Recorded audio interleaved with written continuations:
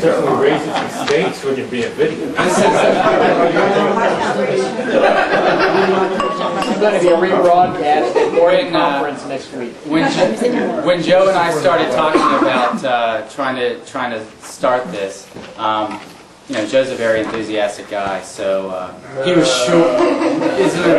He was sure that he's like, you know, we might have to rent out the Coliseum or something. I said, I was like, I'd be surprised if we get like 4 people to come. So I really appreciate all y'all coming. I'm impressed and flattered that y'all would come out to hear about this very interesting topic. And we heard there was wine.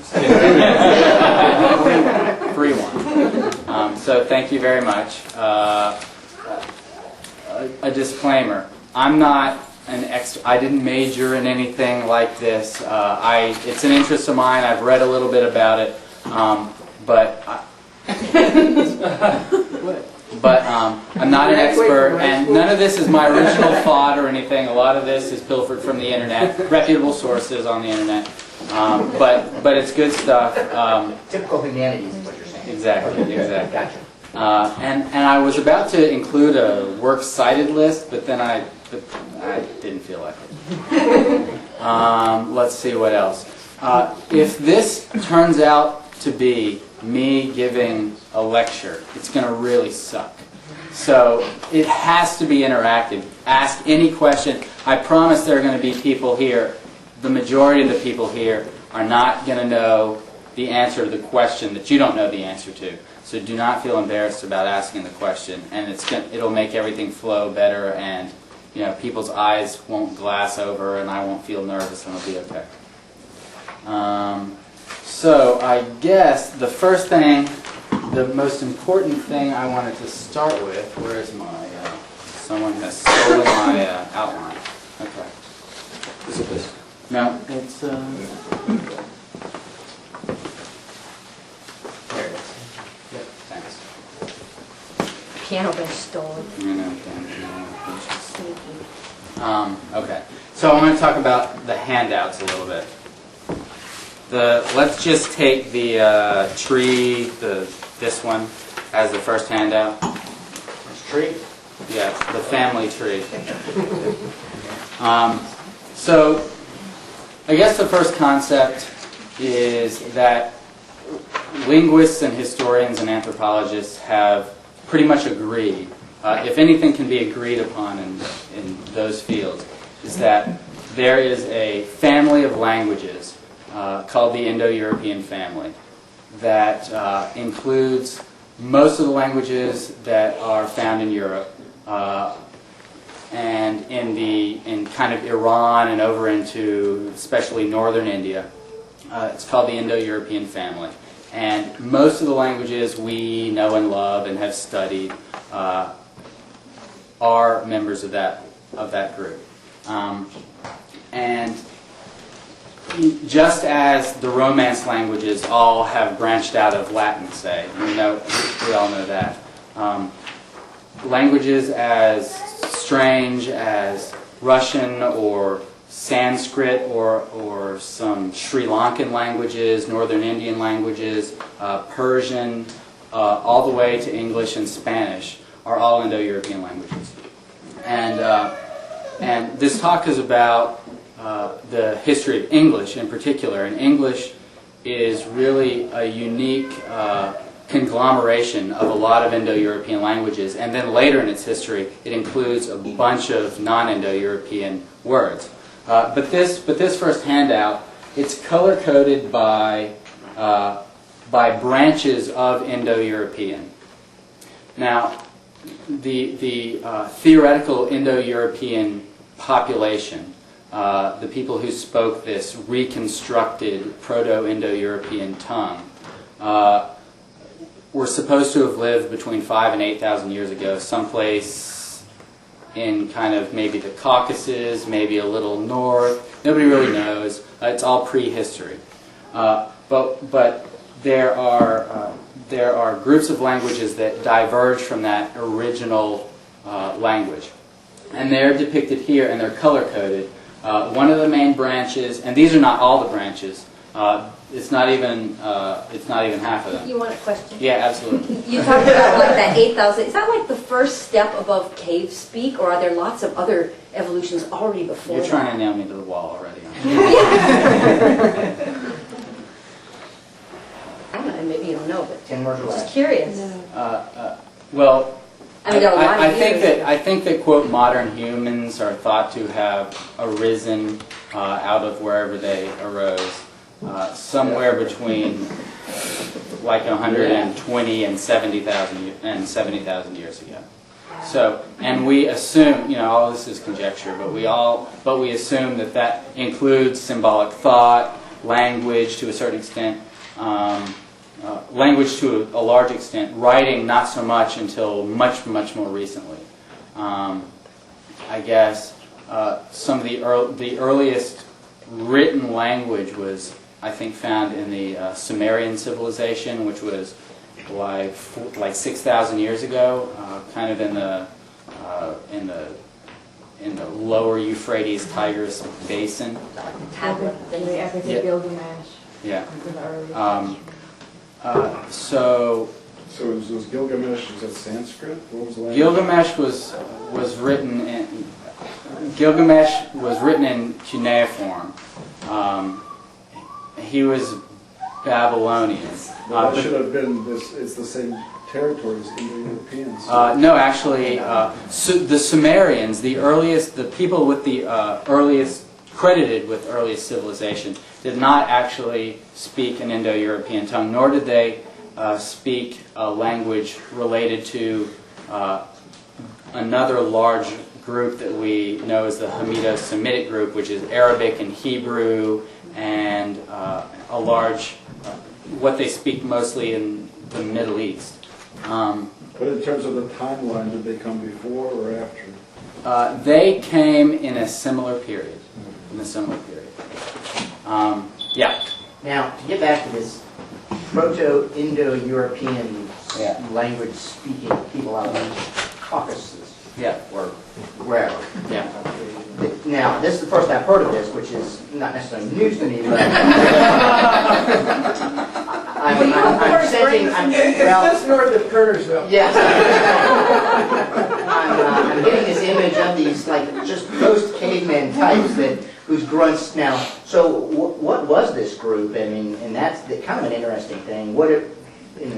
Briefly, what are the experts out there saying, in your estimation, about these people?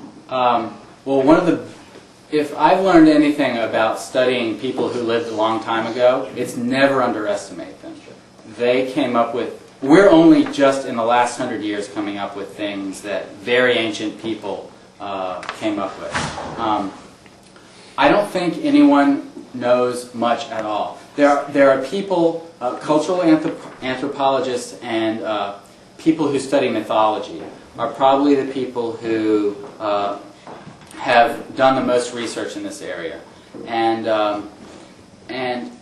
probably the mythology has the greatest yield because, you know, whether it be Viking kind of northern mythology or the Greeks or a lot of people, they all had similar stories. They had similar folk tales that have been recorded. And it come down to us via a lot of different routes that we can reconstruct. And it's thought that, and that's the best way that people are able to kind of reconstruct a culture or a common way of thinking about things. There's also one of my best friends who Joe and I might try to get a webcast of him doing one of these things if it survives after this night. He often talks about the interesting idea, and we'll talk about it a little bit. All these Indo-European languages have words that are related, and very common words. I'll give you an example of mother. Nearly every Indo-European language has a recognizable word. You and I would recognize it. That must be mother, because it's exactly like Spanish and French and English. Is that different from And like- African and other It places, is. though? It's completely different. Really? They don't go mama? They do, but But that is not what, the Finnish word for mother is not that. And I don't know, the whole baby speak thing is maybe a different topic. But words like water, or words like, or dog, or something like that, the Indo-European words are all related to each other. And the non-Indo-European words are clearly not, or the non-Indo-European languages clearly do not have that in common. And it's the same way with mythology, and it's all reverse engineered, kind of trying to reconstruct something that we have no written history of. But it's the best we can do, and again, if you think of the ancient Greeks as the first people who were really recording history, Herodotus was writing things down in 450, 430. I think he was actually talking, giving his talks a little bit later than that. But that's thousands of years later than we're talking about with this Proto-Indo-European group. So we have no idea except to say that there are languages and there are myths from geographically and seemingly completely disparate groups that have a lot in common with each other, but don't have almost anything in common with other groups that you would think are as disparate, but they aren't. Did I answer all the questions? So what you're telling me is that we see these kind of like the outward sparks of a firework in the sky. In trailing back, we can kind of see that there was this point of explosion or a point of origination. Yeah. It's kind of like the Big Bang. Okay, in a way. So that what we're doing is, but what I'm interested in, I've never heard that it was actually this. Are you a lawyer, first of all? Great product. Usually. Anyway. Yeah, in any event. But I just find it a unique, so, what in essence you're saying is that there's this source of our English language, and then it kind of got spread out. And it's largely theoretical. Okay. It's completely reverse engineered. But at the same time, how many other families are there that are coexisting at the same time? It's not just Indo-European. No, there are many. 3 or 4 strands going on. More than 3 or 4. And they're all converging to obviously one single Africa somewhere. There are people who theorize that there are superfamilies that say Indo-European and maybe Hamido-Semitic, which I referred to, which is Arabic and Hebrew and those sorts of things, and maybe, I don't know, African languages or maybe some East Asian languages. Maybe there's a superfamily which they sprang from, but that's much more conjectural than, nobody doesn't believe about Indo-European language family. Nobody doesn't believe about about Hamido-Semitic and some other Dravidian and some others. But no one has definitively tied them back into a larger superfamily, although it sort of only makes sense, and there are proponents of that whose names escape me, and I can't even remember the names of the theories. But it's out there. It's just not widely accepted necessarily. So I guess the people that oppose it say that all these people migrated different parts of the earth and then they started speaking rather than learning to speak and then migrated. Well, if you think about that's the timing thing. If you think about 8,000 years ago, there are different ideas about when modern humans, where they arose, and what There's a single escape out of Africa theory. There's a 2 escapes out of Africa theory. But that's all talking about 100,000 years before that. There's a lot of human history that comes before this theoretical Proto-Indo-European or this Indo-European population. It's all a mess. Assume that it's all already integrated, intermarried. There's trade. There's a lot of talk between a bunch of different human groups, and assume we're starting kind of in the middle. 100,000 years of history before that, we have no clue about. We only start when we can start reconstructing things back, and it's very recent, and it's very theoretical as well. Okay, so color coded. All of these words here are names of languages that branch from the original Indo-European family. They're color coded by major branch. So Hellenic is a major branch, and we get Ancient Greek and Modern Greek from there. Italic is a big one, and everything in red, including French and Portuguese and Italian and Romanian, all come from that branch. Celtic in blue is a big one, which has is geographically significant for English, but not so linguistically significant. But it's an interesting part of the story, which is why I wanted to include it. And Germanic is the main one. English is a Germanic language, which I will get to in a few minutes. But you can kind of see how things work, and I have little captions. The thin arrows, the thick arrows designate military invasion. And they all have little captions saying who and when. A couple concepts that people need to understand are, first, the idea of language evolution. I think we all understand that. When we read Shakespeare, we can understand how maybe we get where we are from him without any huge intervention. It's just, everybody knows what evolution is. Languages evolve too.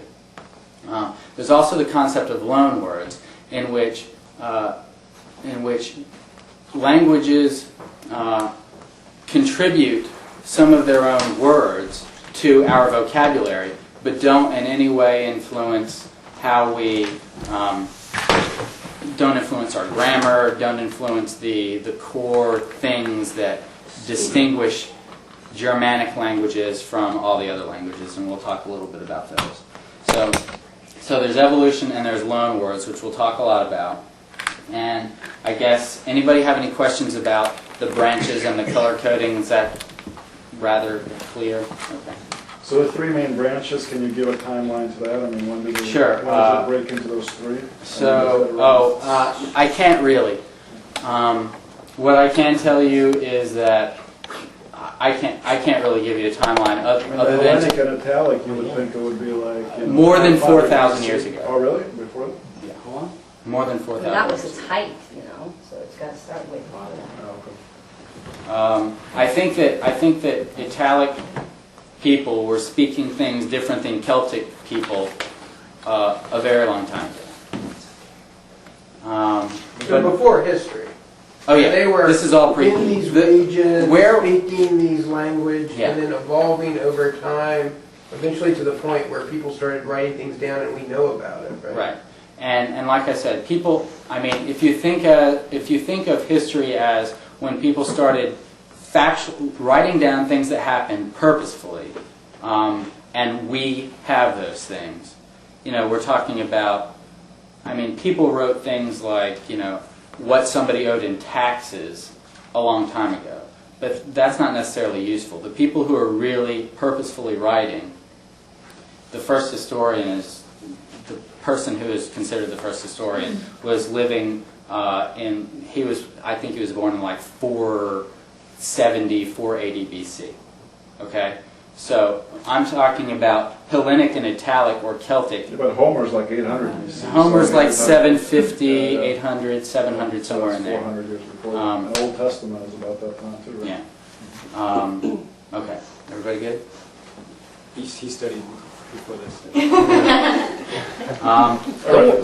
Don't worry, he's presenting next time. The map here is pretty simple. You just see you see Britain and northern France and kind of Belgium and Denmark over there is that peninsula in the way right. This is kind of there are two ways that you can think about the evolution of English to me, And one of them is geographically, and it's the one I like because it involves conquest and warfare and battles and stuff like that. And that's kind of what's depicted here as the Isle of Britain being the focus of all the action that makes us what we are.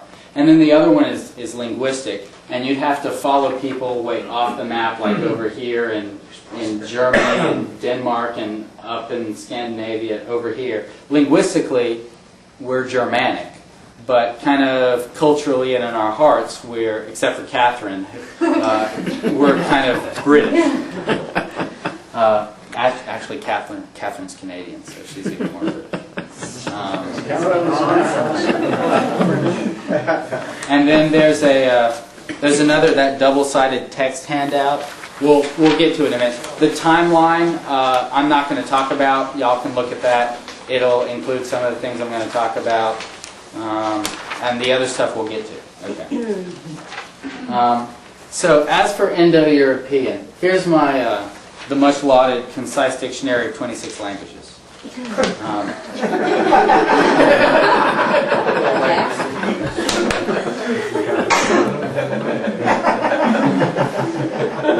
is that? Is it like, oh, that's just for the word mother, right? Well, there's a lot of words.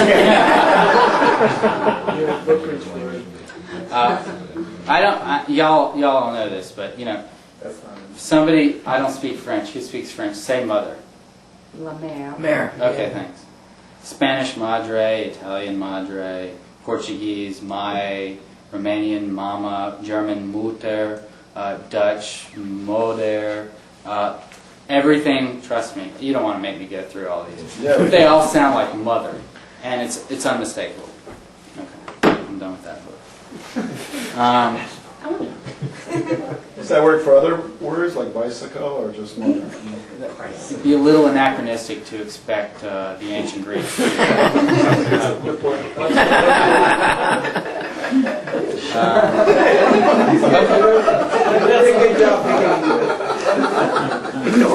What was the word for iPod? Is that? For iPod? Actually, those two are going to work. They're so new. We're all going to share the same word. That's right. They're going to converge again. Yeah. Okay. So I want to start. I like the geographic way of thinking of things. So just take a look at this map, and you have the blue arrow, number 1, Celtic migrations from continental Europe. The Celt, it's the same Celts as are the namesake of the Boston Celtics, and it's the same ethnic group of people. It's a genetically it's a genetically unique, it's a culturally and linguistically unique group of people who arose sort of. Their migration was really at the dawn of history, which is why I start there, because I don't have anywhere else to start. They came from somewhere in Europe, and they invaded, or they decided to move into and populate areas of Western Europe. One of the main ways that we distinguish them archaeologically is they buried, as a population, they buried their chieftains with chariots. So when we dig up their tombs, they're buried with chariots and all the things, pomp and parade, that people are buried with. But very specifically, there's a time period all over Europe and Britain where people are buried with chariots, and that first shows up in Britain in about 500 BC. We know from Roman writers and from Greek writers and from other writers that the Celts were not only going north and over the water into Britain, but they're attacking the Roman city-state. It wasn't an empire at this point. They're making incursions into northern Greek territories. They're invading into Turkey. There's a lot of disturbance. As a matter of fact, one of the most embarrassing, humiliating losses that the Romans ever suffered was in 390 BC. There was a battle called the Battle of Allia, after which the Romans lost, and then some Celts who were coming from France, which the Romans called Gaul, like Charles de Gaulle, the general in World War II. They were coming from Gaul, so the Romans Rome was actually sacked in 390 BC by Gauls, who were Celts. This is just one incursion. The Romans, by like 250, 200 BC, were referring to northern Italy, the part of Italy that was south of the Alps, as Cisalpine Gaul. Cis, as in, with the molecule with the double bond and the two chloride groups are on the same side of the double. Cis is same, trans is across. Cisalpine Gaul was northern Italy, where the Gauls, this Celtic tribe, had settled. And they also talked about Transalpine Gaul, which we think of as France. So Rome was sacked before the Punic Wars? Yeah, Rome was first sacked in 390 BC by Brennus, the Gallic general. So what was the pressure for this Celtic migration? I mean, was it the Romans there before? I mean, obviously they didn't go there. The Romans were a piddly little group of people. They probably weren't heard of. Well, that's not true. Because early Republican Rome actually sent embassies to Athens at least once in 450, 460 BC. And this is a couple of generations later. Rome was not a power player. Rome was a distant, small place. They had an interesting form of government. They weren't an issue at all. Right, so what made these Celts go all the way to England? Because they had to get some... I don't know what the pressures were. I mean, you would think it would be much nicer over here in Central Europe in terms of, all It's the things cold. that they have to do. It's very It's cold. One probably has to know the weather patterns, which probably change. Heck, if they're in northern Italy, you don't have to go that far. Might as well go south. And they have topless beaches farther down. No, well, I mean, one should be food, certain foods, around year-round. Well, you gotta get across the water, I mean, what would make somebody go all the way over there unless it was an invading No, army? they were all over the You're talking about going continent. to England. Yeah, I'm talking about the Yeah. Celts going to England, that's what I'm asking about. Right. They were all over France and northern Italy and Germany. Who, the Celts? Yeah. Yeah. There's no arrow there. Well, I'm telling you though, but they went into... They used their boats. They were big sailors too, weren't they?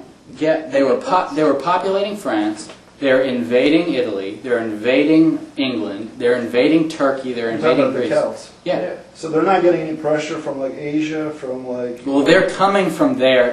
Back in the steppes of Asia or in Eastern Europe, we don't know about any of that. All we know about is there are guys in Italy There's no, and in like, Greece Mongol going... precursors, No, like no, no. pre-Genghis Khan people are not going on. All we know is there are people in historical places, people who are writing, saying, there are these guys who are coming. And it's from the same time period at a bunch of different places. Nobody's writing in England. All we know about the Celts is from the archaeological data. Also, they don't have any written. Yeah, but the chariot's pretty unique, right? The Chariot burials are. Yeah. And the artifacts that they're buried with and those sorts of things. A lot of people use chariots. Right. That's not unique to Celts, certainly. I mean, the Egyptians did. But I'm saying that the migration of the technology of the chariot, I always kind of thought of that as kind of Egyptian. I don't know. I suspect that the chariot and that sort of mode of transportation preceded these people. Okay. But I don't know that there's any evidence that anyone used it as specifically as they did in burials, which is why we can. Crazy. Okay. There were people already living in Britain. There were the people who built Stonehenge were not Celts. Right. Stonehenge is like 2000 BC. This is 500. This is 1,500 years later that we're talking about Celtic incursions. What are those people called? The Picts. Well, they were the North. So they're like Neolithic? Is that the... The Druid. Did they go across with the land bridge? I guess they could be. No. Could be It was much later than that. invented. Did you ever hear that, I read once that the Celts used to ride into battle naked. Have you already. Yep. Painted in blue. Painted in blue? Naked in blue, which is why they didn't stand a chance against a Roman legion. But it looked nice with them ready. It looked good, and there was a lot of bouncing, which you never like to see. That doesn't intimidate anybody. Anyway, Celts. But anyway, but Leon was also saying there were no pressures for the. We don't know why the Celts were moving up into England. You know, we can see going down to Rome, olives and wine. But England, what's nice in England other than some stones standing in a circle and these people worshiping trees? We have to just assume that there were pressures. I don't know that anybody definitively knows the answer to that. Okay. I But think it was greed. I think they just wanted more land. They just wanted their own land. It and seems more like land. they were already everywhere else. What? Why not go But you know, back? England has a milder climate because of the Gulf Stream. Right. And The winters aren't so bad. But it's not. It wasn't English Celts doing it. It was Northern Italian and Southern French Celts doing it. Okay. I mean, we don't really know. I mean, they came from Asia into Central. But the guys who came down into the Italian peninsula, across the English Channel. they were Southern European Celts. Okay. There used to be a bridge. Oh, really? And then they made a From tunnel. where?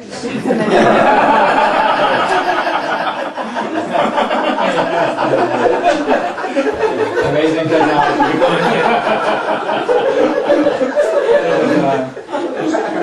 We're going with the tunnel I like theory. We don't know that whole train thing was just this old prehistoric tunnel that they just threw the rock. That thing cost $50 billion. It's still a world tunnel. The greater, okay, what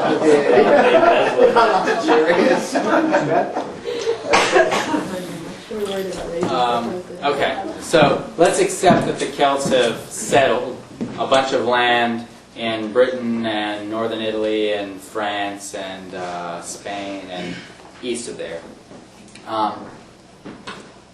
So Celtic people they came from one place, more or less, and they speak much more closely related languages than any non-Celts.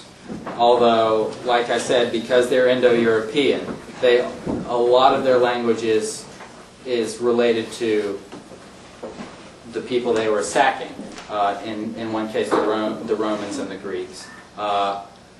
But they're a unique cultural entity, and they have their own languages, and they're separated into a couple of groups. One of which was called, I think it was P Celtic. P Celtic is, look on your tree in blue, the word Brythonic. Brythonic is a Celtic language, and so is Gaulish. Gaulish was the Celtic language spoken by the Gauls who lived in France.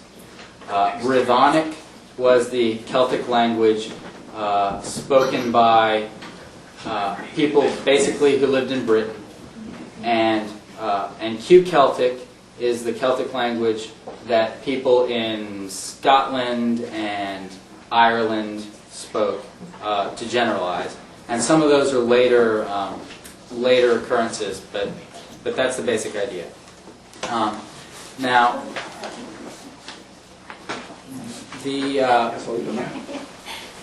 So there'll be fewer questions for the next moment. Are you going to get to this one later? I'll get you. Ghoulish, is that what it says? Gaulish. Like Jonathan, you need anything?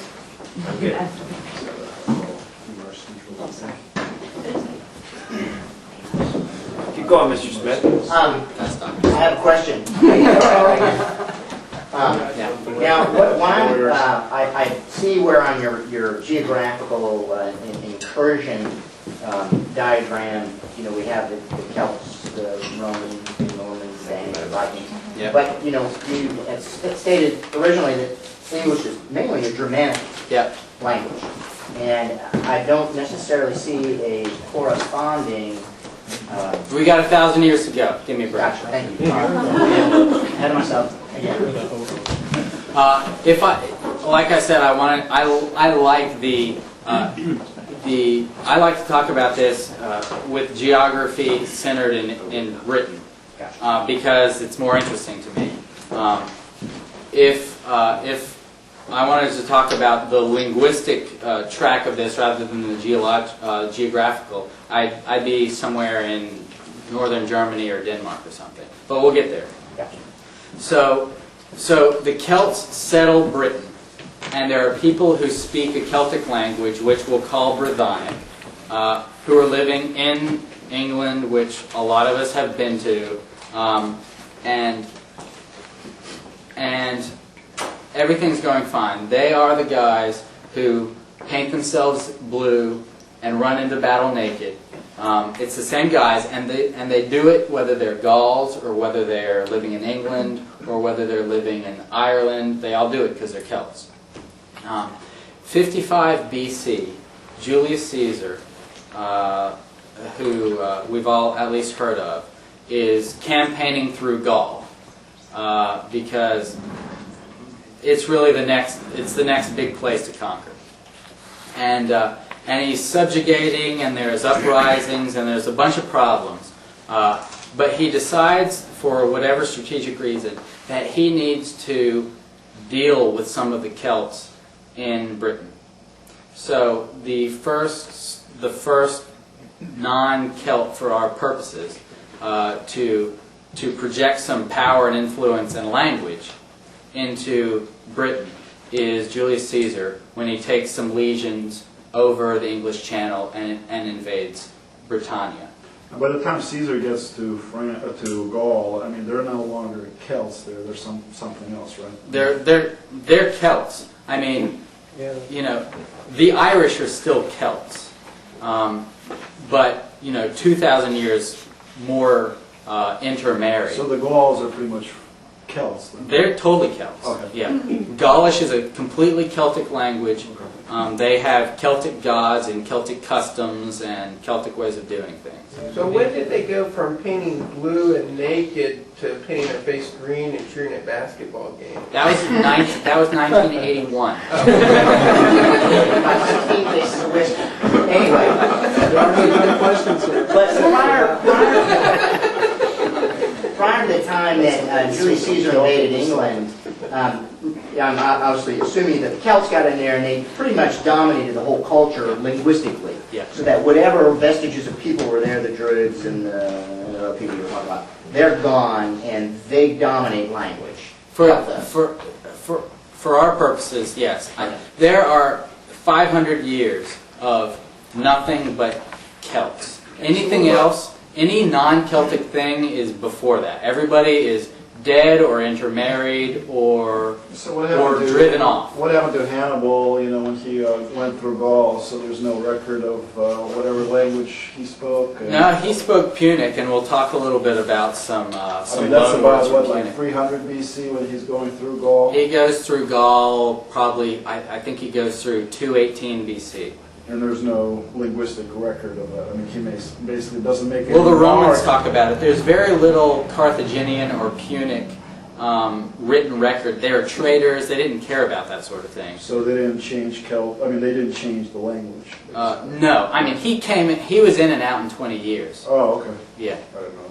But to get back to the kind of the military conquest is one part, but when they conquered, they subjugated the people and then intermingled with the people. And so, you have this, if you look at this, you come into a town, maybe there were Druids speaking Druids, but, part of it was, you got new wives, you intermarried, you had to teach them your language, which would dominate, but it would obviously be contaminated by the local language. Right.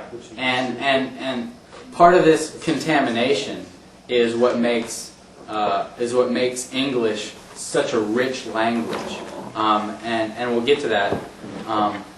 But yes, there are 500 years of prehistory and intermingling, such that in 55 BC, when Caesar gets there, for our purposes, they're all Celtic.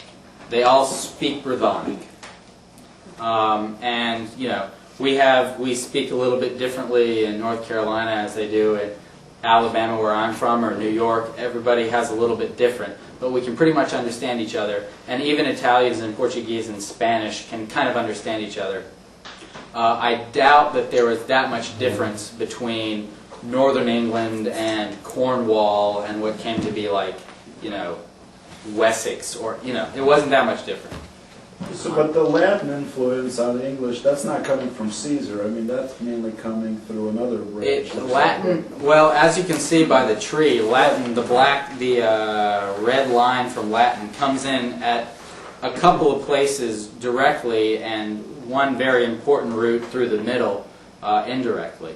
But you're right. But its influence on Middle English is much more than on the Old English. Right, but not because of Caesar. See, Caesar invades Gaul. Caesar invades Britannia, and leaves. But he's the first. In I think 46 A.D., the Emperor Claudius is credited with conquering Britannia, and Hadrian's Wall, which maybe some people in here have visited, was very. We think these people didn't have very sophisticated maps, or if you look at this map and if you see where the narrowest point, actually, do you see where? Okay, you see number 4, and then you look down like 1.5 centimeters, and then there's kind of an inlet on the west. From the point of that inlet all the way straight across, the shortest distance is where Hadrian's Wall was built. That's about 150 AD. He built that in like 110, something like that. Yeah, a little earlier than that, but it's close. I'm not sure the exact date, but what's the other wall above that? You got like some other kind of structure up there. I think they built 2 walls. Did it? Yeah. They may have, I'm not sure. But the point is that starting 55 AD and then really by 46 when Claudius conquered, for another 400 years, the Romans were there. Legions were there. Government, law, language was there. Religion was there after Constantine. And there were minor problems. There were uprisings and stuff all over the Roman Empire. But as territories went, Britannia was a very stable Roman outpost. And the Celts were more than most willing and happy to accept the things that the Romans brought. So if you're living there between 43 to 436 AD, you're pretty much speaking Latin. I mean, Anybody who's anybody. Anybody. Yeah. Oh, the Celts got pushed off to Scotland. There were Picts up there. See, the Celts, there's a dividing line between Picts and Celts, and Picts have very, very little influence on English, so I didn't include them. And they're not Indo-European. Picts are, you can think of them, for history's sake, as the Aboriginal people of Scotland. We don't know anything about Scotland before Picts. And they were both to the Celts and to the Romans complete savages. They were barbarians. Were Picts Druids? I don't know whether Druids were Picts. I don't know. Okay. I don't know whether it was the same genetic population. I don't know that. What's a Druid? Those were. Yes, don't finish. Yes. The conical hats. They were. Have you seen in Star Wars the Sand People or the guys with the eyes? How about, this is Spinal Tap where they That's historically accurate, by the way. Do we know what the Picts look like or their descendants? We may. I don't. They were small, dark. Like the Celts were big and blonde and red haired. The Picts were smaller and dark hair. How do we know that? Just because people in Scotland are. Well, the Romans had interaction with them. Yeah, the Picts defeated the Scottish. They were the only ones who ever there was a Roman legion that just disappeared in the north of Scotland. No one knows ever what happened. It was bad news. It was Yeah. not. I think that's were designed to keep them in the north in the mountainous territories, and they had roads and civilization below that. You guys down in the Well, no, I think Hadrian just decided that he couldn't expand the empire anymore because it was just, he finally realized that, war is not necessarily better. So it was just actually an advanced concept that you had to, you had to stay status quo or smaller or it's not going to work. And Britannia is not the only frontier. Britannia is the smallest of frontiers. There is, the Danube is kind of the big frontier where people kept coming in and giving the Roman Empire problems for hundreds of years. And also over in the Middle East, Hadrian had bigger fish to fry than the Picts. So I think that's one of the reasons why I built the wall. But I also think it's interesting to note that it wasn't built in a random place. It was built in the same place that Tony Blair would build it if he had to with his satellite technology.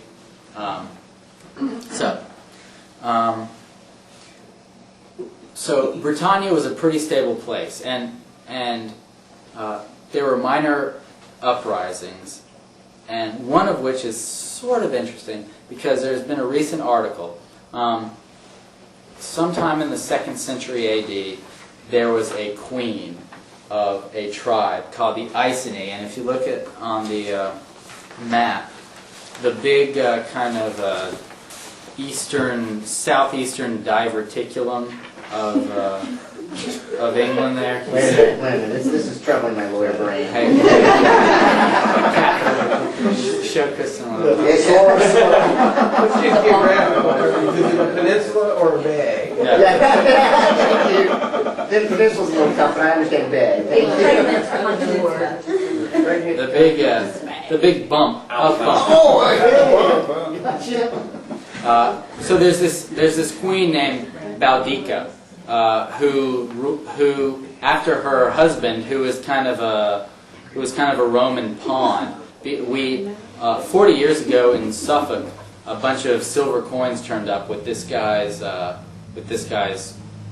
picture on them and name, and he was sort of a legendary king. He was the husband of Boudicca until people found out that he was actually sort of a vassal, like everybody else was, of the Roman state. At any rate, when he died, Boudicca, his wife, led a huge native uprising.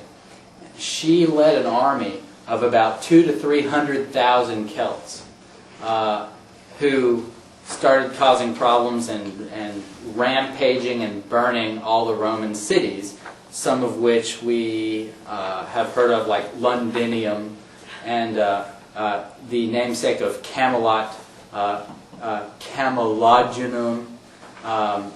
So we got this rampaging army of Celts led by this woman, Boudicca, who is, to me, one of the three major woman warriors of antiquity.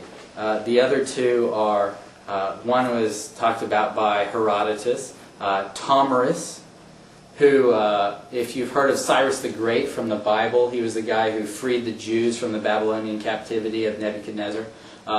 Tomyris was the queen of a group called the Massagetae, who lived in the Caucasus, kind of in Georgia, modern Georgia and stuff, between the Black and Caspian Seas. And if you read Herodotus, there's a kind of a great a chapter on Cyrus the Great, who is probably the greatest non-Chinese empire builder to that era, kind of getting a lot of hubris and trying to conquer these people kind of on the fringes. And she actually defeated his army after he murdered her sons and cut his head off and sent it back to Persia. Tomyris is one of the great female warriors of all time. The other one is Artemesia, who fought in the Battle of Salamis, also talked about by Herodotus. Anyway, so Boudicca was one of the people in England who led one of the few uprisings. Britannia was a pretty stable place. So what was the year on that? I'm sorry, I missed it. Boudicca, Yeah. 2nd century AD. Okay. I'm not sure. So after Hadrian. Yeah, after Hadrian. It's in Tacitus writes about it. So did she toss the bones out? No, she was killed. Oh. As a matter of fact, it's kind of a classic battle where 200,000 quasi-naked Celts are marching into this strategically chosen battlefield by a few Roman legions, like 5,000 Romans. And Boudicca, you know the stories of the beginning of the Civil War where women in their dresses are sitting out and they're watching the volley of cannon fire at Fort Sumter? It's kind of the same thing. The Celts brought all their women, all their wagons and stuff to the battlefield, and the wagon train formed a perimeter in the only escape route for the routing Celts, 200,000 of them, who couldn't get past or were caught up with once they got to the fence of the wagon train and were wholesale slaughtered by the few thousand Romans who were there. And either she was killed or she escaped and committed suicide. There are different stories. So don't bring your family to battle. Don't bring your family. It's repeated over and over. Especially if you bring a minivan. So Constantine I made Christianity the official religion of the Roman Empire. Constantine. I went to Catholic school, so I learned about this like it was very, very, very, very, very important, with the Edict of Milan, and it's things that you kind of remember from high school a little bit, but If you went to Catholic school. this is like 6th grade Catholic school. It's drilled in. So was that an important battle, that Milvian Bridge, where Constantine sees the cross in the sky? I mean, was that a historically significant battle or just religiously significant? I mean, if you think, I don't think of history and religion as necessarily being separate things. But was it an important battle from a military? Let's forget about historical. Military was an important one? Pivotal. And who was fighting who? So Constantine was fighting? Constantine and some other Romans. It was kind of it determined the era of the Roman Empire. I mean, that determined who was going to be the emperor. And so then Constantine came in. Oh, it was? So there were two, it was the East fighting the West? Or so who was he fighting in that? I don't know. I can't remember. This is, Milvian Bridge was either 303 or 303 or 310. 304. 304. What's the river? Whole river?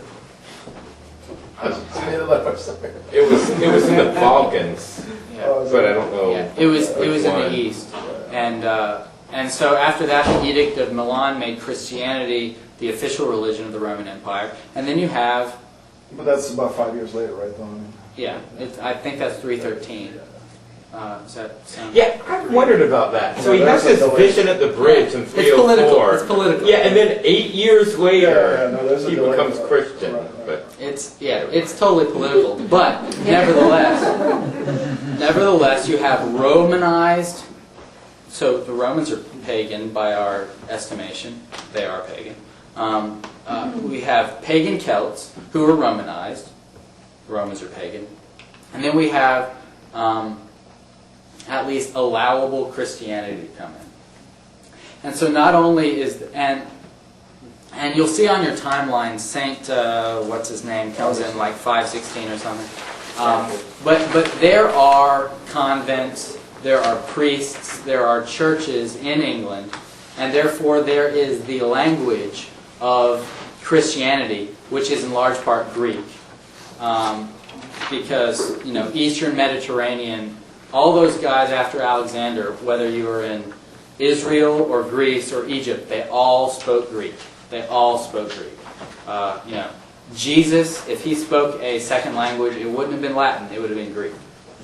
The Romans who... Yeah, but the people on the street, so if you're living in London 500 AD, I mean, you're not speaking Greek, you're still speaking Latin, is that right? I mean, the Greek, I mean, Where? Where? London. London in 500 AD. Yeah, after Constantine. So I mean, the most Greek- people, so most people are speaking Brythonic. Anybody who's anybody at least has Latin as a second language. Nobody except the academics, nobody except the elite are speaking Greek. And whether you're in Rome or whether you're in Athens, anybody who's elite speaks Greek. Yeah, no, that part, I know. I'm talking about like the Commoners. The commoners. Commoners speak Brythonic. But I thought they all got pushed above the Hadrian Wall. They do. Just wait for the next thing, which is that the Roman legions, after 400 years, decide that they in 436 or something like that, the last Roman legion leaves the island that we know of as England, and they have to deal with other things because you got other barbarian tribes who come after the Celts invading from Eastern Europe. And you're talking about the Goths, you're talking about later the Franks do the same sort of thing. But the Romans decide, they have to pick their battles, and Britannia is not where it's at because they can keep Britannia all they want, but if France is lost, then the homeland is lost. So they pull everybody back. Do you have a sense of how many people were able to speak Latin versus the native Celtic language? I mean, anybody who's anybody, who is, until the rise of the middle class, a very small percentage of the population spoke Latin. So how is the differentiation into Old English occur from all that? I mean, is there a time in history where you go from all these three? It's going to happen Into in Old the English. next section, which starts right now. Barbarians are invading from Eastern Europe into Western Europe. The Romans have to pull back. They pull back out of Britain, who are Romanized Celts. Okay. Unluckily for these Romanized Celts, not only is mainland Europe being invaded by new waves of barbarian tribes, but so is England. So number 2 here on your map is coming from Denmark, or number 3, sorry, is the Danish invasions beginning 449 AD. That's our happy Angles, Saxon, and Jutes. Angles gave us Angleland, Anglish, English. That's the namesake, and they're the people who brought the Germanic language and culture to England. Now, unlike the Romans who settled, and unlike the Vikings who will come later who settled, the Anglo-Saxons and Jutes, the people coming from Denmark, pushed people to the fringes. They pushed people into Cornwall.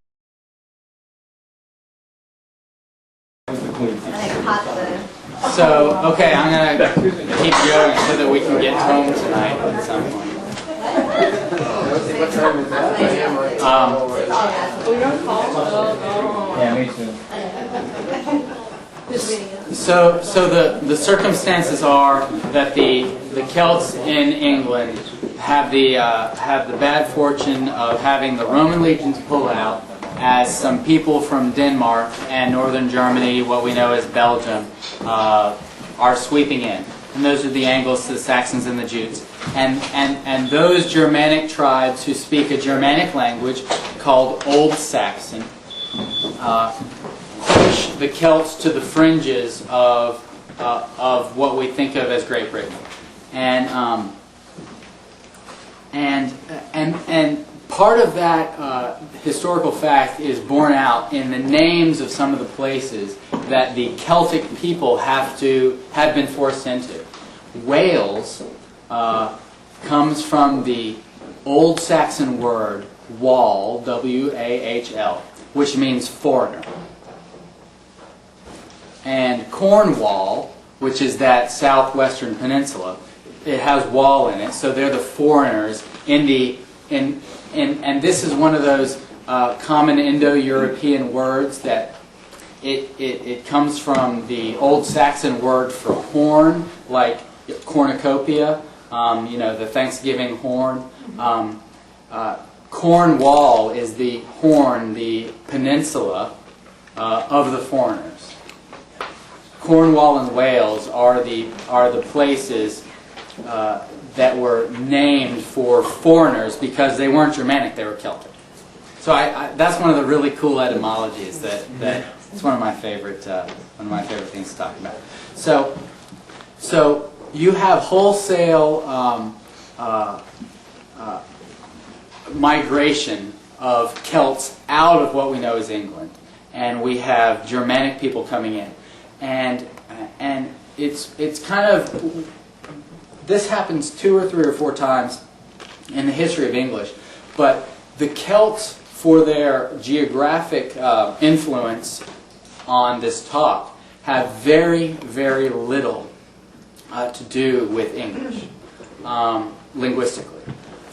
I think, I don't know what they all are. I read that there are only 12 loan words. Remember, loan words are words that we borrow because of influence, but they don't affect anything. There are only about 12 Brythonic loan words in English. And they include really great British words like, a lot of place names. Londinium was a Romanized place name that the Celts had for this settlement. I don't know the name of it, but there are a lot. All the Dovers and the Kents and the Thames and Trent and all these places. They're Celtic words. Also, What are you pointing at? I'm just pointing Not, at. we don't have that, right? I'm just pointing. No, you don't have it. I was I had too looking much wine already. I'm sorry. I'm sorry, Doctor. Some great, a few of the 12 loan words that we get from Brythonic, great British words. Bludgeon,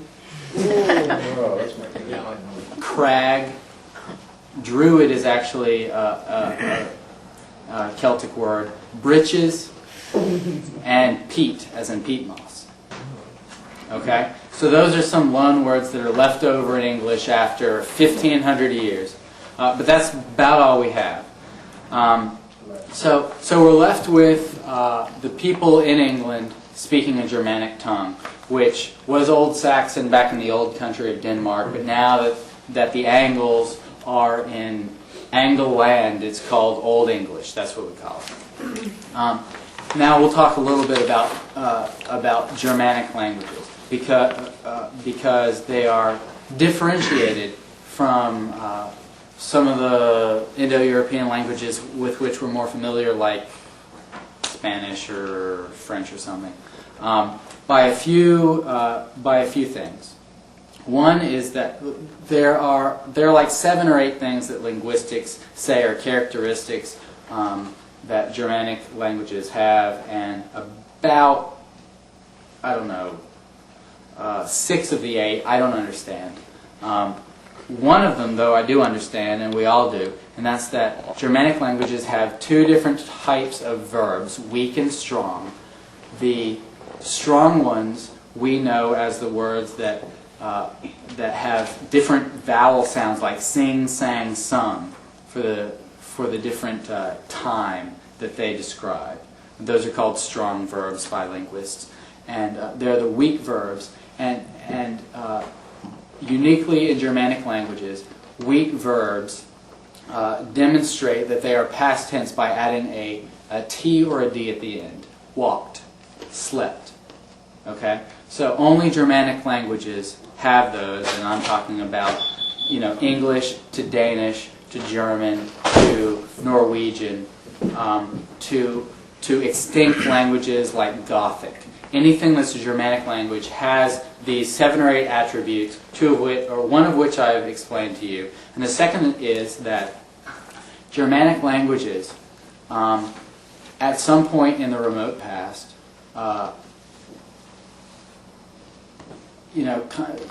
many thousands of years ago, had a systematic shift of initial consonants, such that Germanic languages share. I'll give you examples. And this is a little bit technical, and I won't go into too much detail. There are certain sounds for consonants, and here's one. One is called a voiceless stop. That's what linguists call it. And P is an example. When you pronounce a P, you pronounce it by not engaging your vocal cords and by stopping the flow of air with your lips. Okay? Versus say a fricative, which is when you vibrate the air column. So a voiceless stop would be P, P, versus a fricative in which you don't stop the air, but you vibrate it like V or F. Okay, those are fricatives. And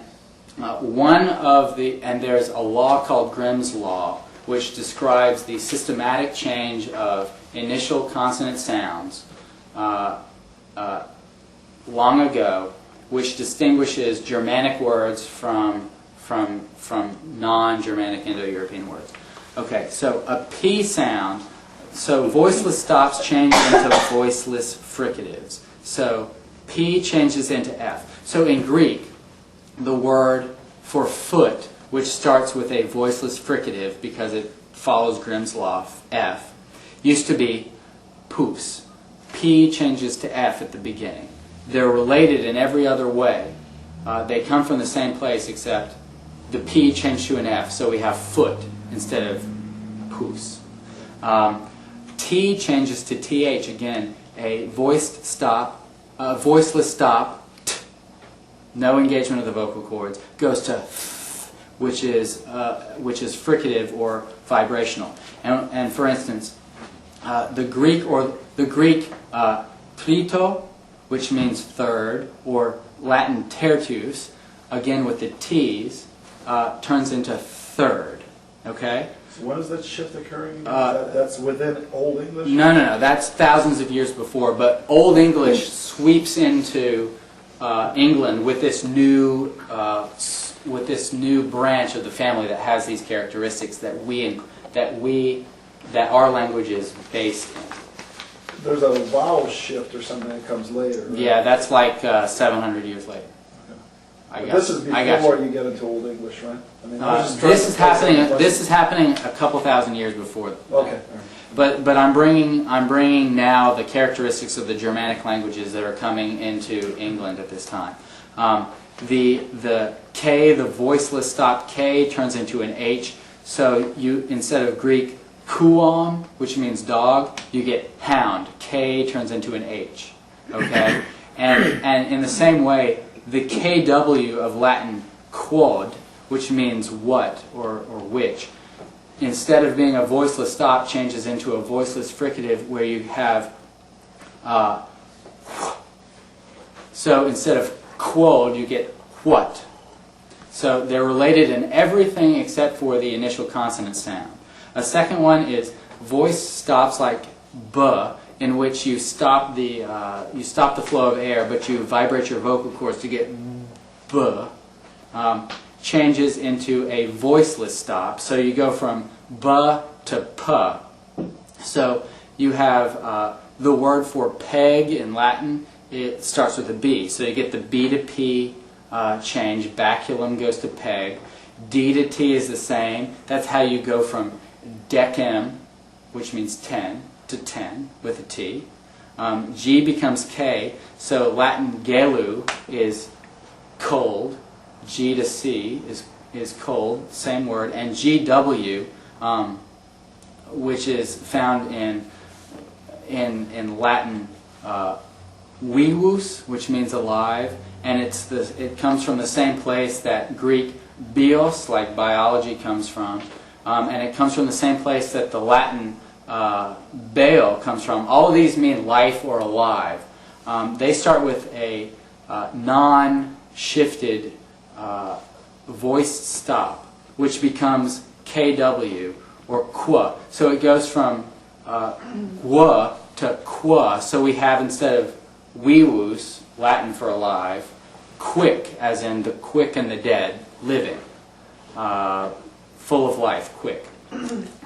So that's the second rule from the shift of the initial consonants. And then the third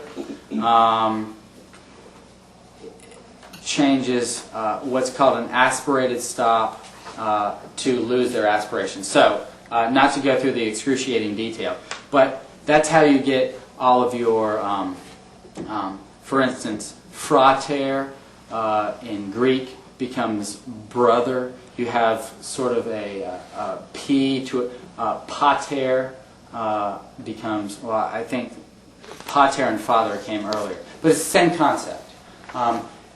Germanic languages have specific orderly changes and anticipatable changes of initial consonant sounds.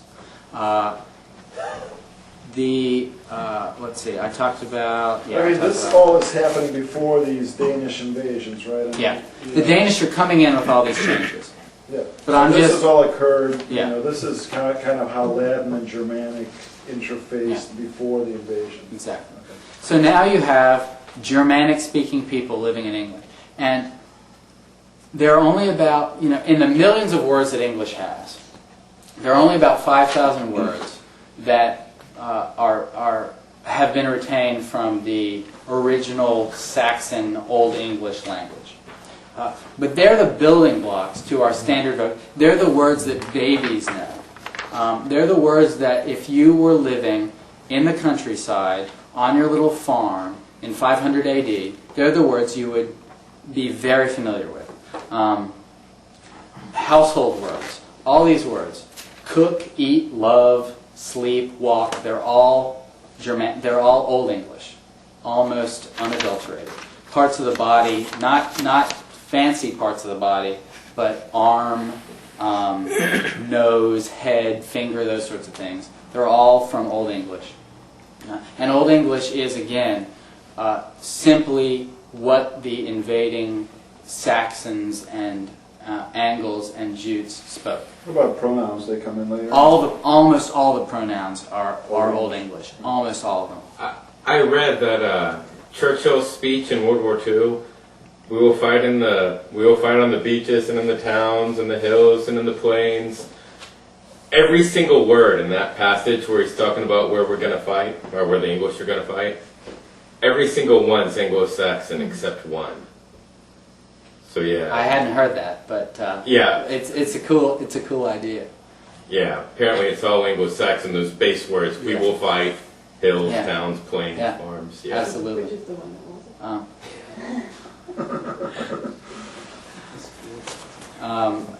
So common animals: horse, dog, cat, cow, chicken, water, tree, ground, grass. All these things that you would deal with on a day-to-day basis have stayed constant in the language through 1,500 more years, and almost all the pronouns, prepositions, conjunctions, and auxiliary verbs.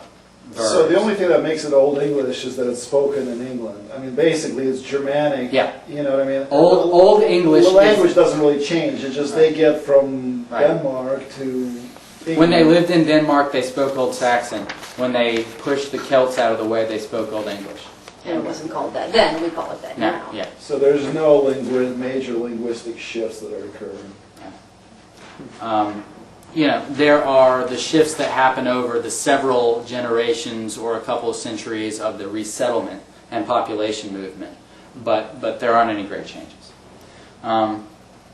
So another interesting tidbit there's something called the Brown Corpus, which has researched the English language. Of the 100 most commonly used English words, modern English words, all 100 of them are derived directly from Old English. And of the second 100 most common, 83 of them are. So, the core words, the foundation of modern English is in Old English. Now, go to the... So you all is part of that? y'all, yes, absolutely. And of course the plural, y'all, all y'all. So go to this text hand. Actually, it absolutely is. Think of the German. Du alles. Yeah, that's you all. Yeah. So go to the handout. Now here in old... A Southerner would argue with you. So I have a familiar passage written here in Old English, and you can look at it. Just remember, there's a little note at the bottom, that P with kind of a tail, and the D with the kind of a cross through the top part of it. If you remember that those are TH sounds, you can look at this, and just looking at it, you probably don't know what it is. But if I told you that Fader was father, and Ure was our, and Eart is art, and Hephonum is heaven, and Veen is thine, and Nama is name, you could figure out that this is the Lord's Prayer, the Our Father in Old English. And you can pick out words. Look in the second line towards the end, Veen wila on Erdan, thy will on earth. And then going to the next line, on Hephonum, thy will on earth, presumably be done as it is in heaven, somewhere in there that hasn't come down to us anymore. Blah, blah, blah, blah. The fifth line, and forgive us our something. Guilt us. Guilt us, right? Yeah. We forgivad urum guiltendum. I mean, these are words that we can understand if they're pointed out to us. Okay? So that's Old English. And let's not play... Dr. Brooks gave me his copy of Beowulf in Old English. Can you read some? You want to play a few seconds of it to give you an idea better than my pronunciation. Somebody here can read Old English? He's even more of a geek than...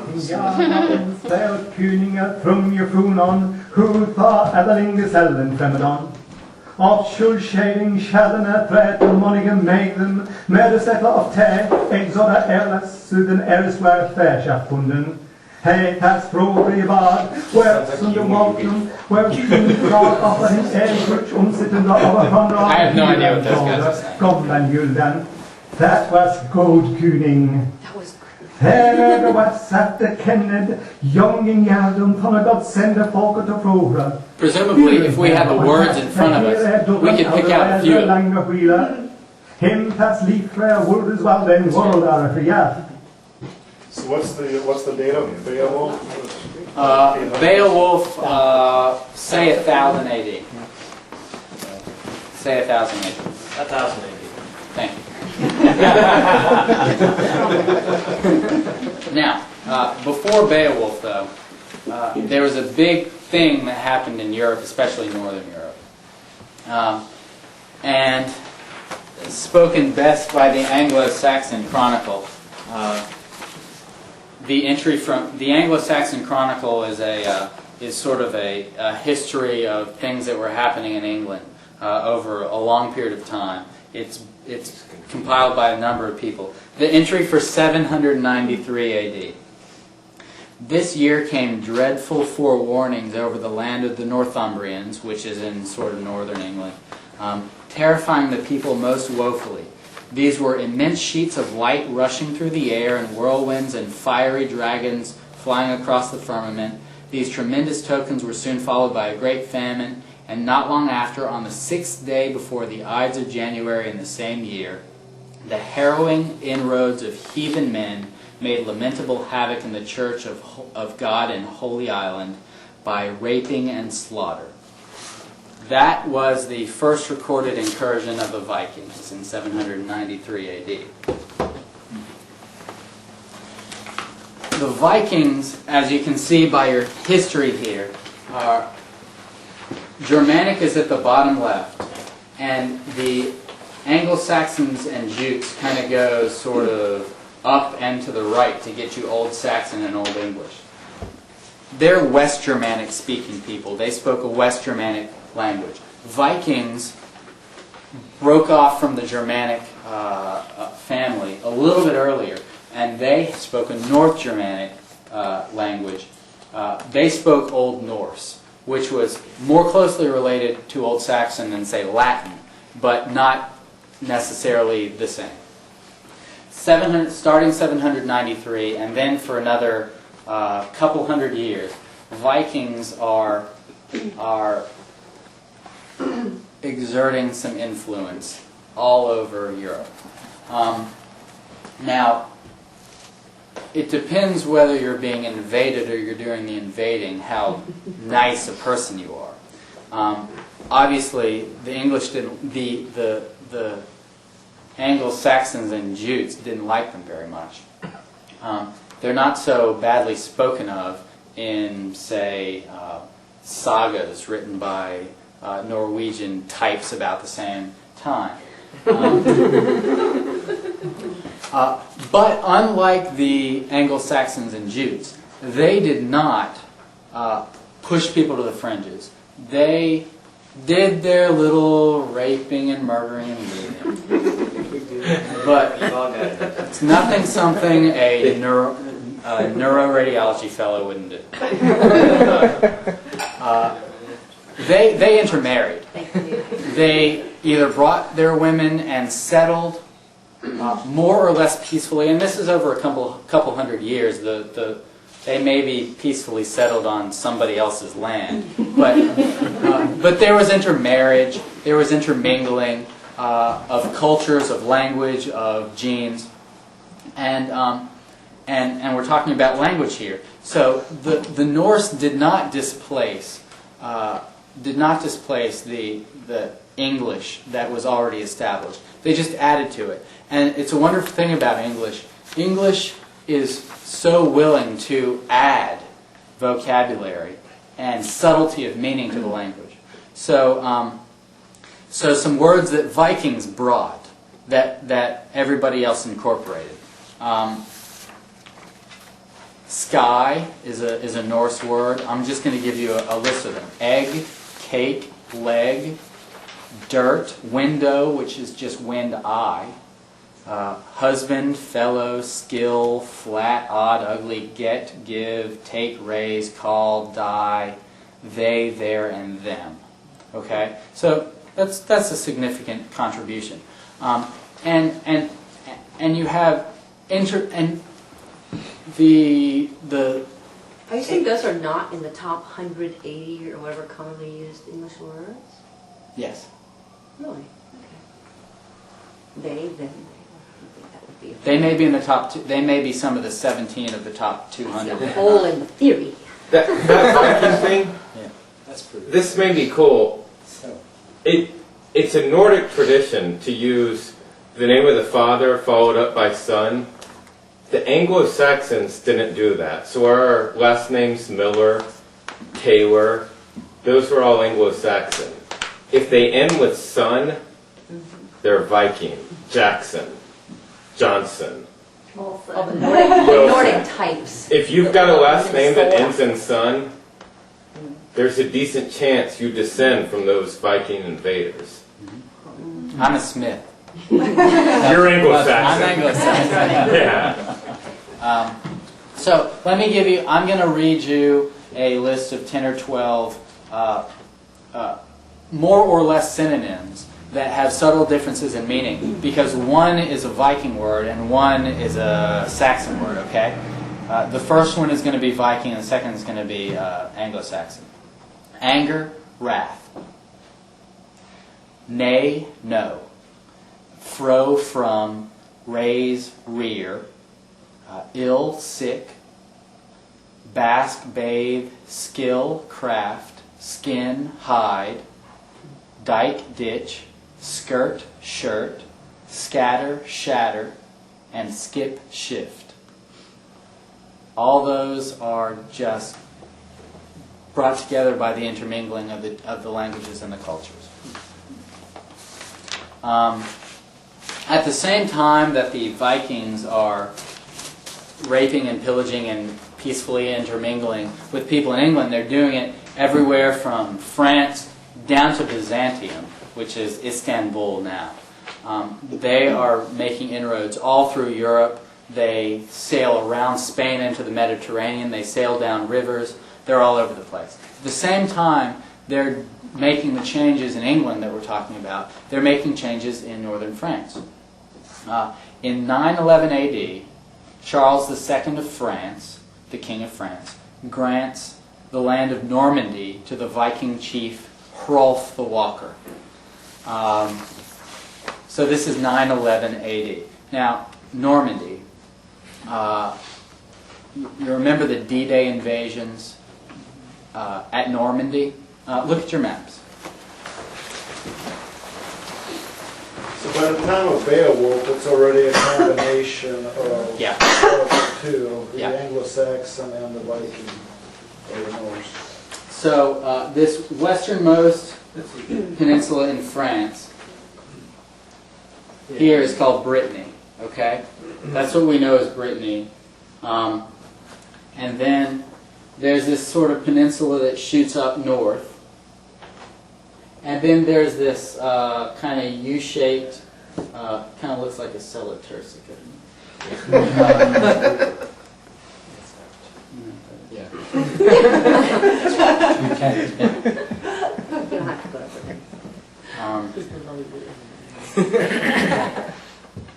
So those are the beaches of Normandy, named for the Normans, the Norsemen, the Northmen, where Allied armies landed. Those are the beaches right there. That's from west to east.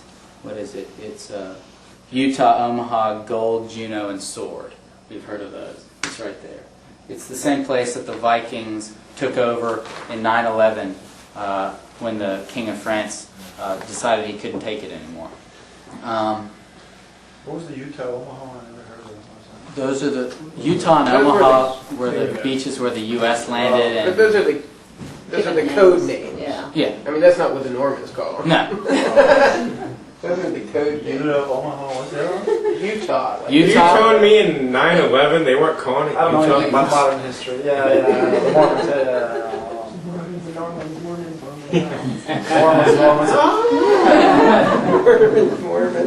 It's one of those consonant shifts.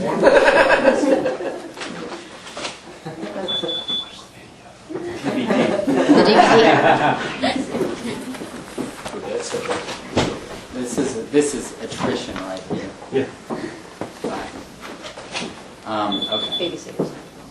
So you have Normans living in Normandy. You have Vikings living in Normandy. Vikings who, historically we know from England, they kind of intermingle and so they're intermingling with the French. And you see on this Viking invasion where there's one branch that goes to England and there's one branch that goes to Old French. Okay, so there's a Norman influence on Old French. So one of the Normans, about 150 years later, was named Guillaume, who we call William the Conqueror. And in 1066, this guy who descended from the Vikings, who was living in northern France, decided he was going to invade England. And he invaded in October. He invaded in September of 1066, and he landed in England. And it was the last successful invasion of England. The Spaniards tried it. I guess the French probably tried it. The Germans were about to try it until they got their port bombed. And William the Conqueror was the last person to successfully invade England nearly 1,000 years ago. So, you know, you feel bad. There's this Anglo-Saxon king of England named Harold. 3 weeks earlier, he had a big army which just defeated an invading Norwegian army. And that's all the way up in York, like in the north. And he has to march his army down, and then he has to face the Normans. And he died at that battle, and everybody else did. In that battle, I thought originally they were winning, and they got like so caught up in their glee that they were driving the William the Conqueror back that William Conqueror like kind of went around the sides and let him keep running and then. I don't know. I didn't read up on that. There's apparently a theory that William the Conqueror caught a fake retreat to lure those Anglo-Saxons in, and then once they charged in, he was free to flank them. Sounds like a lesson from Philip II. Sounds like a snowboarder that was celebrating too early and lost the goal. Sounds like the Battle of Caria. You should have given a military talk tonight. Joe wouldn't let me. I wouldn't come.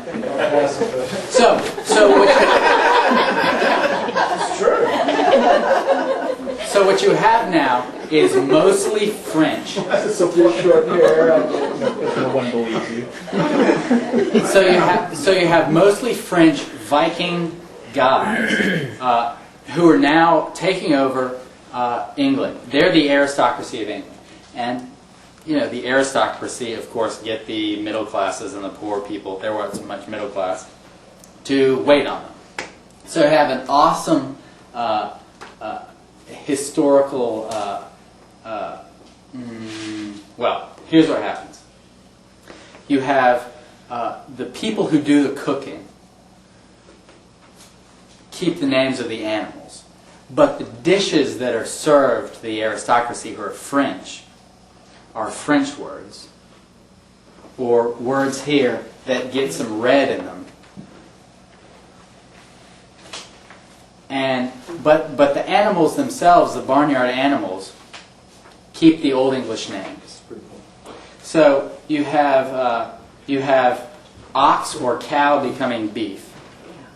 You have calf becoming veal. You have sheep becoming mutton. You have swine becoming pork and bacon. Bagon. Sorry.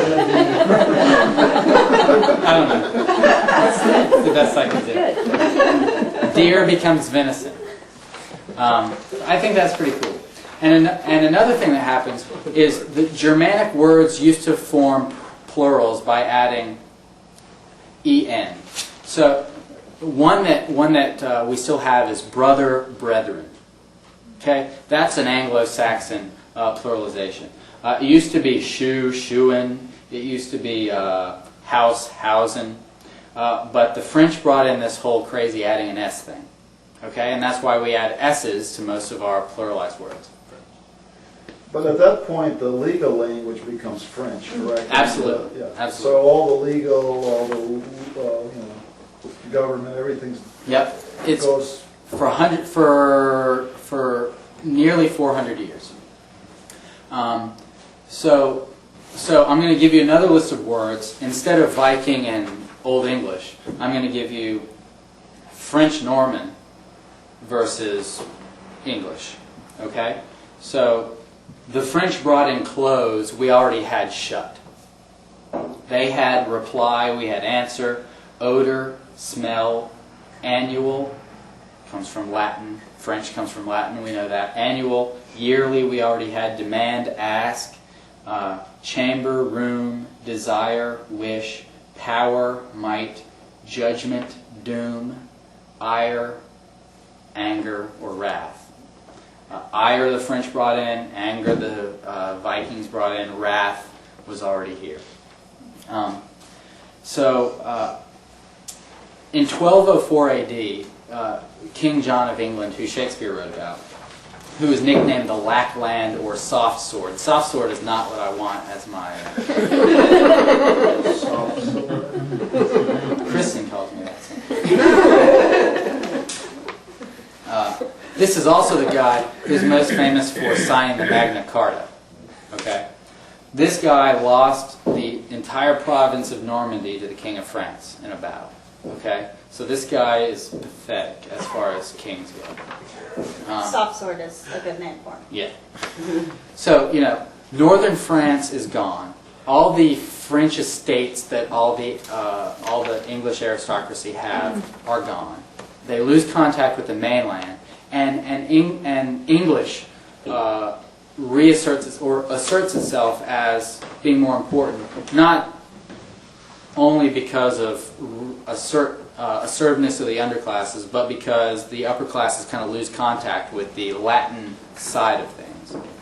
150 years later, the Black Death comes through Europe. 349, 350 killed a third of the population of England. So England is just emerging from feudalism at about this time, and you have this huge population disruption, and at the same time you have merchant classes emerging and a middle class emerging. And these people are not aristocracy. These people are not speaking French. They're speaking English. So you have a reassertion of English importance. And then finally in 1362 there's a statute which makes English the official language of the English Parliament. So now you are really important. 1399, King Henry IV is the first English king whose mother tongue is English, 1399. And 1388, 11 years before that, Chaucer, Geoffrey Chaucer, starts the Canterbury Tales. And I have the Canterbury Tales here. You can pass it around. This is in Middle English. Can't you read something? And here, start passing that around. Now, look at that text handout again. Remember, we looked at the Our Father in Old English. Look at it in Middle English.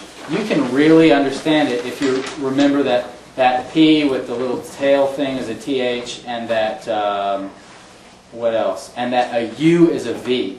Our Father, that art in heavenes, hallowed be thee name. Even if I didn't tell you that, you could probably guess what it was. That's 1384. And that combination and integration of the French-Norman language that William the Conqueror brought in, and the pre-existing Anglo-Saxon that the Danes and the Vikings had established, is what Geoffrey Chaucer wrote in. It's the language of Middle English, which we can understand. Did anybody have to memorize the prologue to the Canterbury Tales? Remember that? Exactly. That's Middle English. So only one, and we're basically at the end here. There is one big linguistic change that moves Middle English into early modern English of Shakespeare, and that is what's called the Great Vowel Shift that Leon alluded to about 4 hours ago. And you have anybody who's studied Romance languages knows that we say a, but they say a. And we say I, but they say e. And we say e, but they say e. Middle English vowels had consonantal values. They had Latinized sounds. There's something that started in about 1400 called the Great Vowel Shift, in which those consonantal values for English vowels became shifted into what we recognize. So that a Y or an I have the word mine. We say mine. They said mina, M-Y-N-E, mina. So the E sound changed to an I. They used to say, instead of house, they said hoose. So there's a wholesale shift of the quality of the vowels from continental to what we consider English. But what's the pressure for that? I mean, I really don't understand. It has nothing to do with it happened. It happened in all the Germanic languages at the same time. Oh, really? Yeah. I don't know the answer to that. Germans still use continental vowels. But you, like an A umlaut, or an A umlaut, for instance, is basically A. Yeah, but without the umlauts. Yeah, without. I think it probably happened most ostensibly in English, or to the greatest extent in English. But vowel values in Italian are different than Danish vowel values, for the most part. and Norwegian and Swedish, and it happened about 1400 with this great vowel shift. I don't know why it happened. I don't know what the pressure was. I just read that it happened, and I believe what Wikipedia says. That's a good website. That's right.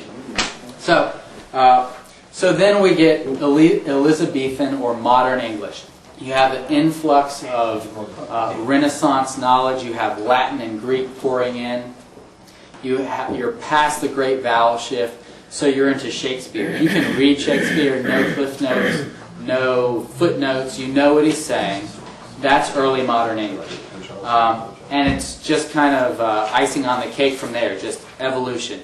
But in that evolution, we have the section of the history of English, which I call conquest, colonization, industrial revolution, and globalization, which basically brings in new terms and brings in new sources of words. The fabric of the language is unchanged. The grammatical structure, the vast majority of the vocabulary, but we get a ton of technical terms and a ton of other terms that come in because we have contact with all these other people. Now I have, in conclusion, thank God, a list of, well, first I'll give you a few loan words from languages we've come into contact with that are Indo-European languages, but not in the family tree. Okay, they're not directly influencing us. Farsi is what they speak in Iran right now. Checkmate means the king is dead, literally. Check, like shake, like the Iron Sheik from WWF in the 80s. The words ounce and serendipity are also direct loans from Farsi. Hindi, dungarees. Dungaree is their word for a type of coarse cloth. Lute. Shampoo means massage. You shampoo your head. Thug. The Thuggies were a Hindu sect who came into contact with the British Empire, and they were around basically between 1300 and 1900. They were a Hindu sect who went around murdering people in the name of Kali, the god. Russian words, Russian gives us mammoth and steppe. Steppe is in like, the steppes. Sanskrit, brilliant. The word brilliant means cat's eye. That comes from Russian? It comes from Sanskrit. Oh, damn. Ginger means antler-shaped. For you cooks who know what ginger looks like, I don't know what ginger looks like. What language? Sanskrit. Still Sanskrit. Okay. Sanskrit was a language spoken in kind of northern India / Pakistan like 1,000, 1,500 years ago. Mantra means, a mantra is a Hindu chant. Sugar is also directly loaned to us from Sanskrit. Serbian gives us vampire, which simply means witch. Sinhalese, which So where do you He's get got one the, word. Where do you get, the good vampire part? I don't know. You're going to have to ask the Serbians. Ask Slobodan. The Sri Lankan language of Sinhalese gives us the word rogue, which was a savage elephant which lives apart from the herd, is a rogue. Yiddish gives us bagel and glitch directly. And then I have a list of interesting non-Indo-European words. Don't come from all this talk about Indo-Europeans. Forget about it. All of these are from non-Indo-European languages. Really? Arabic gives us, the most famous probably is assassin, which comes from hashish, which is what the assassins smoked before they went to do what they needed to do. Algebra means reunion of broken parts, and there are a lot of mathematical terms that came out of the Middle East in what we call the Dark Ages, because they were actually doing something while we were, Playing in the bud. Coffee is an Arabic word, and so is Sahara. Sahara just means desert. Basque, you know those Basque people that nobody knows where they came from? They contributed anchovy. I'm sure they're very proud. No. Anchovy is Basque. That's all we got. Right. Cantonese, what most of the Chinese population speaks, gives us yen. Not yen, the Japanese currency, but yen. I have a yen for some cake right now. It just means yearning in Cantonese. Cherokee, a lot of words. The one I have here is sequoia. You know, a lot of foods and trees and species and animals and things are directly taken from other languages. Indigenous. Exactly. The word boomerang is an Aboriginal Australian word. Surprise. Ancient Egyptian gives us ammonia, which was their word for camel dung, which is high in ammonia. Ebony, oasis means a dwelling area, and paper comes from papyrus. Finnish gives us the word sauna. Papyrus is which? Ancient Egyptian. And Finnish is one of those elusive European languages that is not Indo-European, and people are like, where the hell does that come from? Hungarian's another one like that, huh? Yeah. Finno-Ugric. Oh, Basque, yeah. Hebrew, behemoth, jubilee. A jubilee is a ram's horn, which was played at celebrations. Satan means the prosecutor. When Satan first shows up in the Old Testament, he is testing. That's a public defender. Exactly. I agree with that. The Japanese word tycoon means great lord, so we have business tycoons. The Congo language gives us at least two words: boogie, which means devilishly good, and mojo, which is their word for soul. Mandarin gives us typhoon, which means big wind.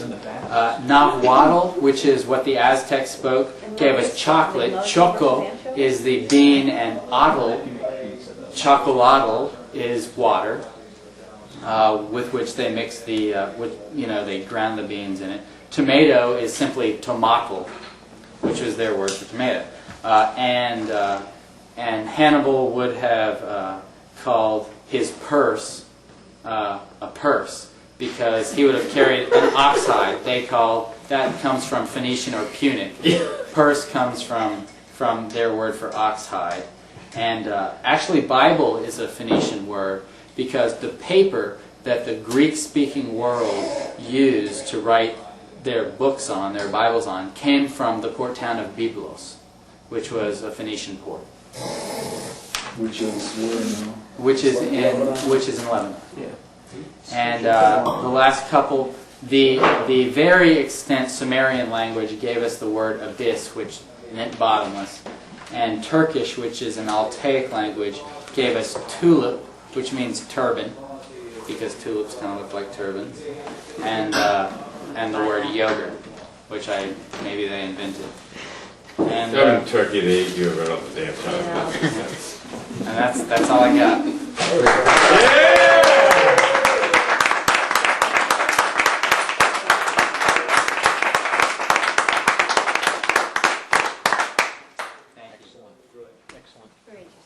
Hip hop. Glass of wine. Talk about where that comes from. Demonstrate.